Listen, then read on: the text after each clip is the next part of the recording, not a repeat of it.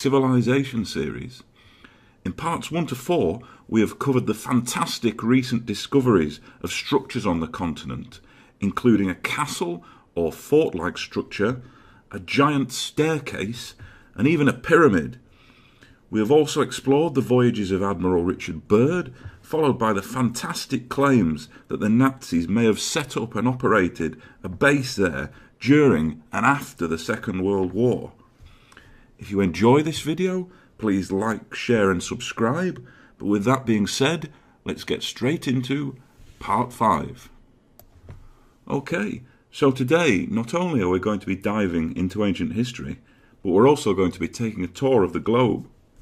We'll be connecting the dots by looking at pyramids around the world, their similarities, and how they connect to the possible recent discovery of a pyramid in the Antarctica.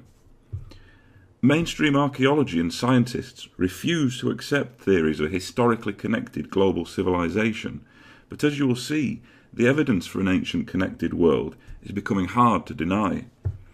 If you have your own theories on ancient civilizations, let me know in the comments. But now, let's dive straight into the Antarctica Pyramid mystery. Many have asked what the structures in Antarctica are. Some suggest simply rock formations. But look at these pyramids and how they looked before excavation, before simply assuming the new findings are nothing but rocks. Firstly, we see the pyramids of Teotihuacan in Mexico. Firstly, we see before excavation, and now as they stand today. Or the gigantic White Pyramid in the ancient Chinese capital of Xi'an, yet to be excavated due to strict Chinese excavation laws, and potential conflicts with mainstream versions of the historical timeline. Finally, the almost totally unexcavated Bosnian pyramids, referred to by archaeologist Samos Managic, which have yet to be granted authority for an excavation to begin. Even if these pyramids were only hills, why would the European Union not let people excavate the area to find out? Next, I want to demonstrate the similarity of pyramid types around the world, from South America to the Far East. How could supposedly unconnected civilizations build such similar structures? Is it possible a global civilization existed in the distant past? And could this connect the structures in Antarctica? The architecture of all these sites is so similar to one another, although they were said to have been built in totally different time periods. How could this be? Here we see pyramids in Mexico, Egypt, and Cambodia. The similarities are extraordinary. Surely anything but a lucky coincidence. Now I'm going to hand over to Dr. Samos Managic, who talks about pyramids across the globe, advanced technology, and his efforts to uncover the Bosnian pyramids. If you find this short talk interesting, a full lecture can be found on YouTube explaining the pyramids across the world.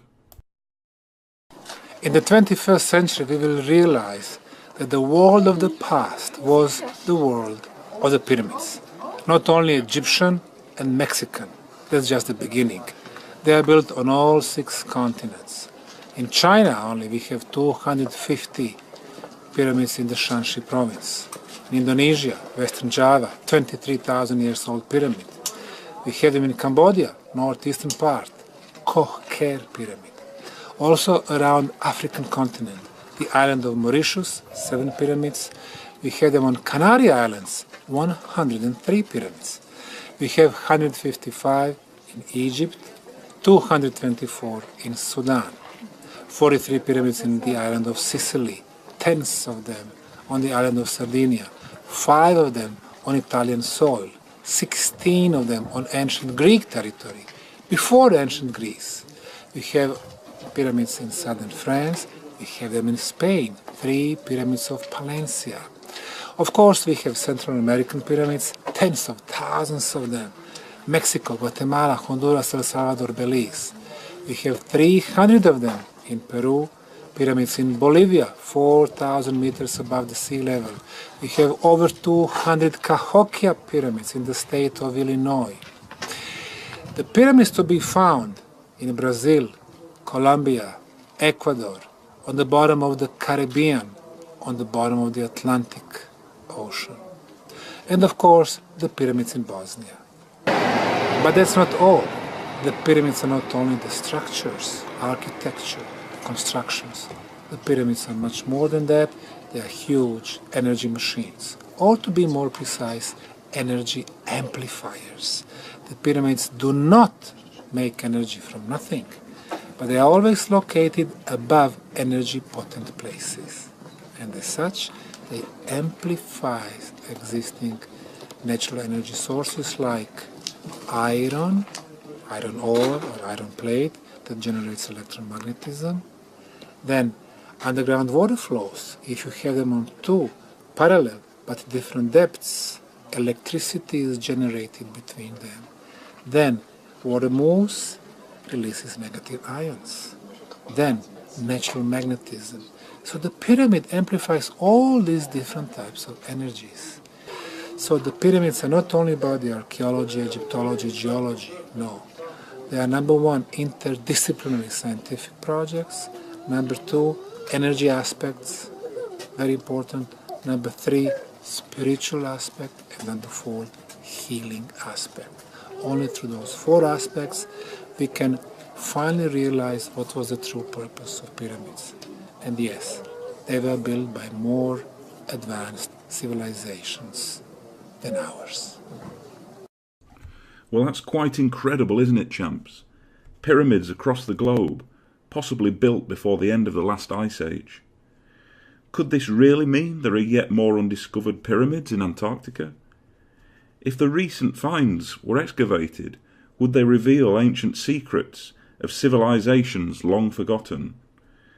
Will we ever be allowed to find out the truth and what is really going on in Antarctica? Does this find tie in with past episodes of the Antarctic Civilization files? Maybe the Nazis knew of the structures that existed and wanted to harness their power.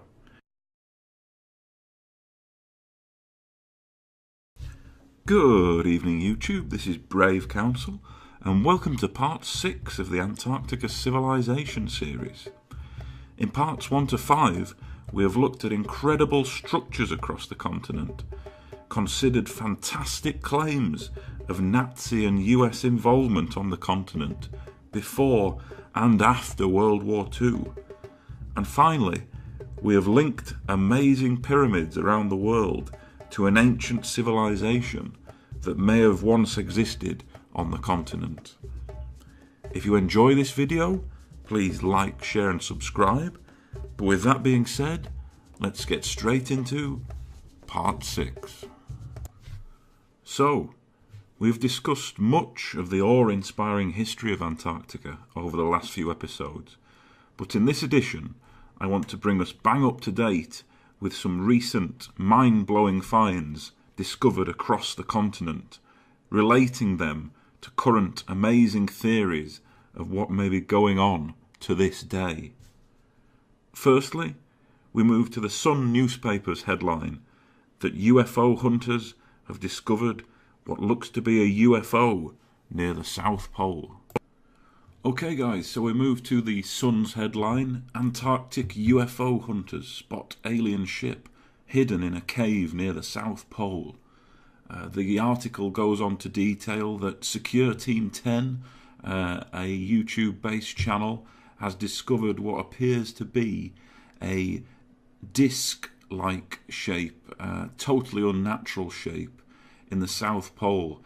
Now, this particular article, the pictures are particularly poor, so what I wanted to do was investigate for ourselves. Let's look at this article in more detail by visiting the site using Google Maps. Okay champs, so we move from home base in the United Kingdom and take a trip to the bottom of the world and near to the coast of Antarctica, an area I have always thought would be the most likely to house any bases. Who they belong to, I cannot say, but this find is quite incredible. Very difficult to spot initially, this find seems to show a totally unnatural disc-like shape. Could this be the evidence for UFOs we've been looking for? The edges appear to be sharp and perfectly formed. What could be the origins of this craft?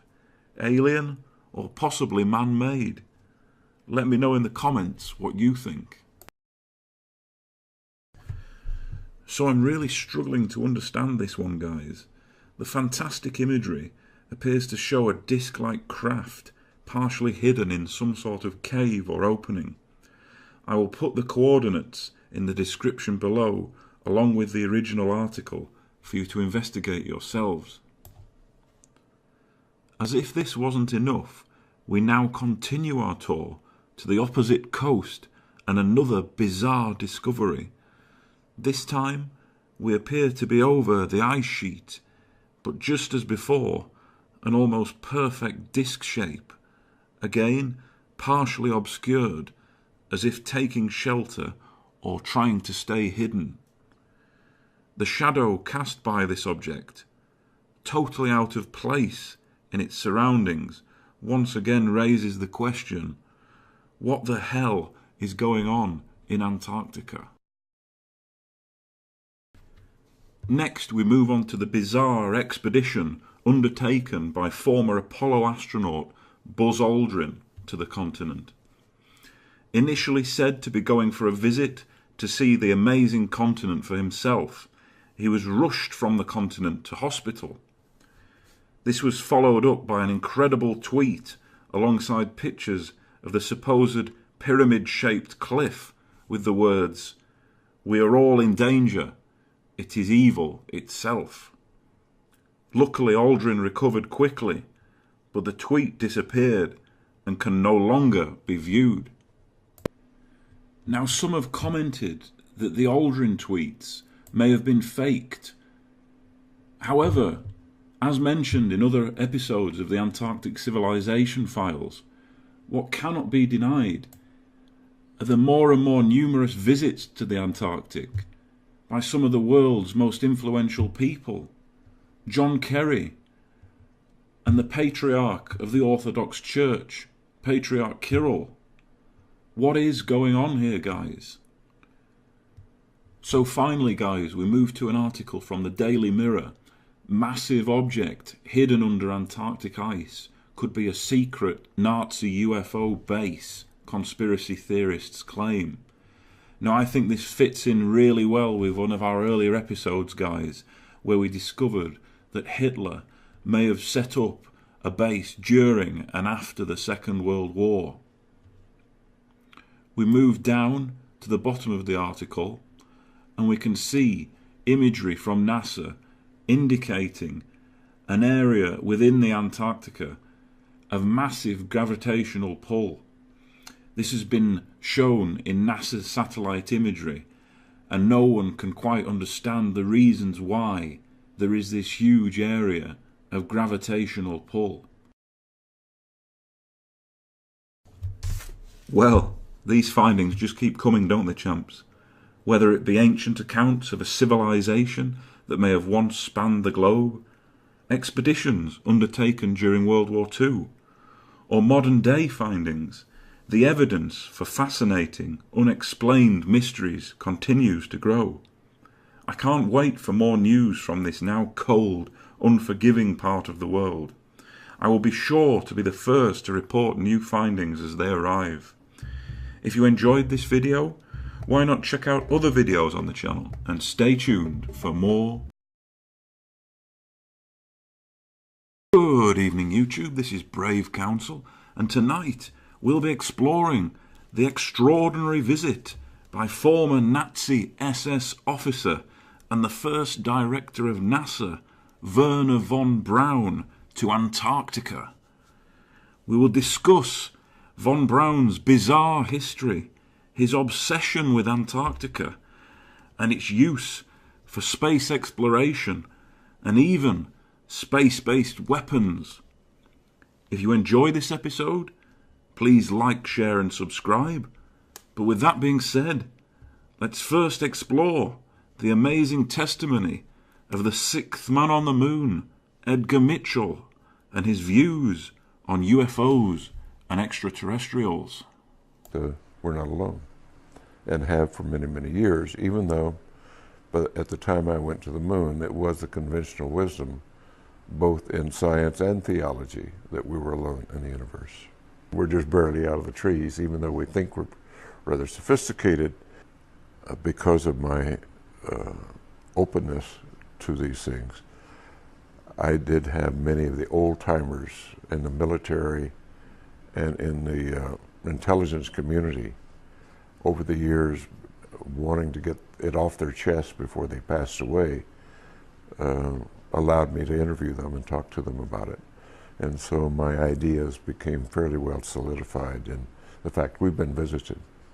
The President Truman at that time convened a very high-level committee to examine this alien or UFO phenomenon.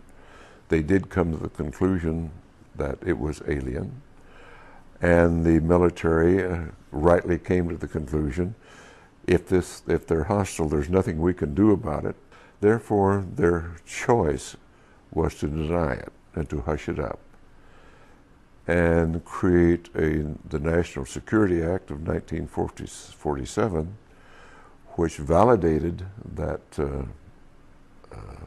deception and covered it up and allowed the group to go underground, as it were. And we've been living with that now for 50 years. It is really the beginning of the whole cover-up, the entire denial of this phenomenon. And the addition of dismissal, disinformation, misinformation to cloak and to discourage investigation, to misinform. It's just been continuous for many, many years. The late, great Edgar Mitchell, the all-American hero who passed away just last year. It is amazing to hear the sixth man on the moon discuss the extraterrestrial presence with such frankness and so little fear for his own personal safety. Shortly after his death, he was mentioned in the WikiLeaks emails begging John Podesta not to invest in space-based weapons and to look for zero-point energy solutions. Don't believe me? Look it up on WikiLeaks for yourself. But for as much as Mitchell was a US hero, he was in fact a mere pawn in the grand game being played at a much higher level. And the first director of NASA during the time of the Apollo missions, Werner von Braun, brought to the US after World War II as part of Project Paperclip, the mad genius von Braun had refused to work for anyone even after the US Army threatened him with death by hanging. He said if the US wanted his help and expertise, they would work for him. People think I'm joking when I say this, but unfortunately it is true. He ruled NASA with an iron fist for over 10 years, sacking anyone who dared disagree with him, whilst portraying the public image of a nice guy, helped in part by Walt Disney, who made complimentary films about the former Waffen-SS Nazi. Dr. Werner von Braun. A voyage around the moon must be made in 2 phases.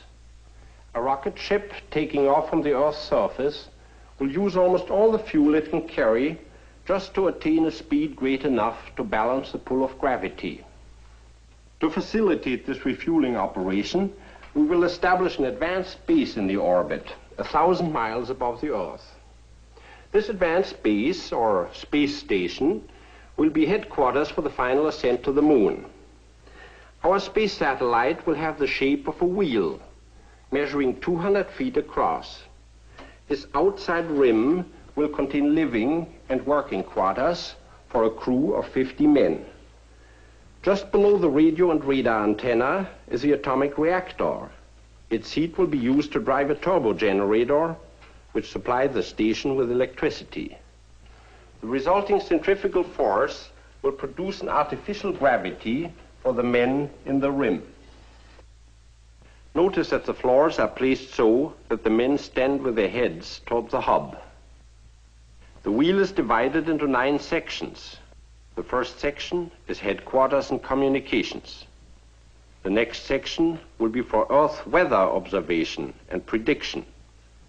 Military reconnaissance experts, aided by powerful optical and radar telescopes, will observe every point on the globe as the space station makes its complete trip around the Earth every 2 hours. Next is the emergency hospital section. And then the astronomy division, where men will keep an eye on the rocket ship as it makes its trip around the moon.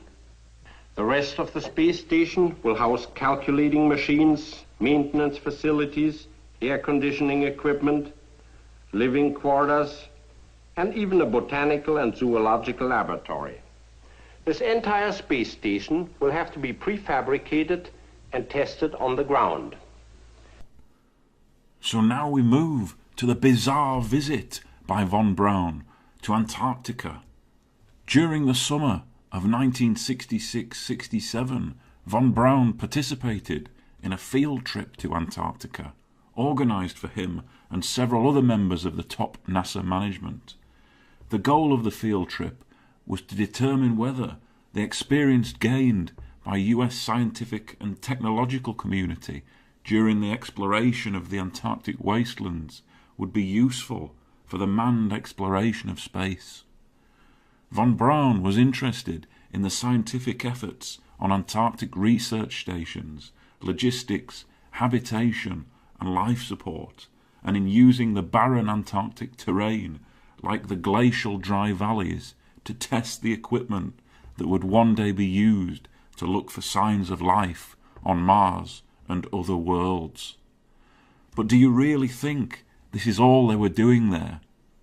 In previous episodes, we've explored how the Nazis may have run a secret base in Antarctica during World War II, how Admiral Byrd's fleet fled in terror after being attacked by UFOs, and how mysterious structures have been found on the continent. We also see that recently Antarctica has hosted mysterious visits by key world leaders, including Patriarch Kirill and John Kerry. What is going on in Antarctica, champs? Let me know in the comments what you think.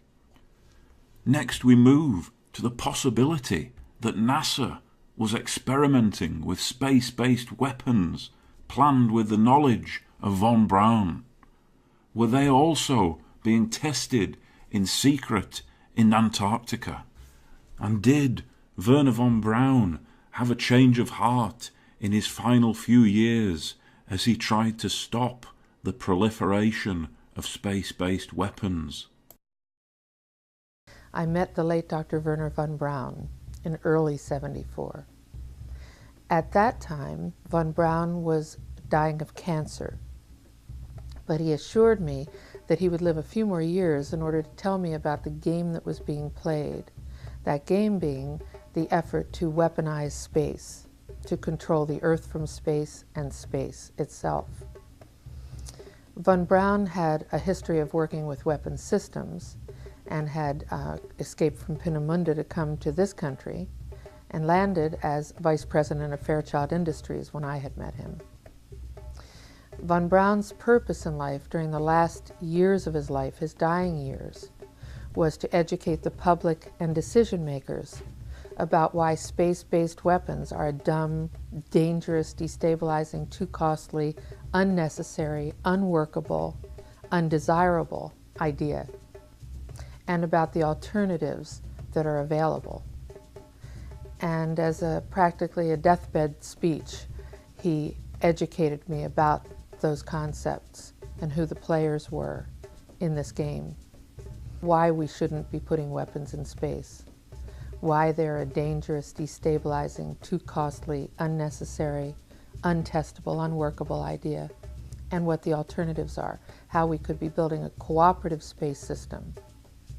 The strategy that Wernher von Braun taught me was that first the Russians are going to be considered to be the enemy. In fact, when I met him in '74, they were the enemy, the identified enemy.